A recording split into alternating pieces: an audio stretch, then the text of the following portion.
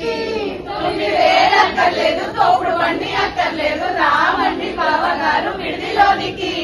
10,000 ఇస్తాం, పట్టే మంచం ఇస్తాం, రావయ్య పెళ్లి కొడుక విడిదిలోనికి.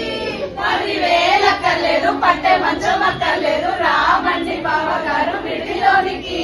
1,00,000 కోట్లు ఇస్తాం, లక్షణమైన పిల్లని ఇస్తాం, రావయ్య పెళ్లి కొడుక విడిదిలోనికి. 1,00,000 కోట్లు అక్కర్లేదు, లక్షణమైన సారి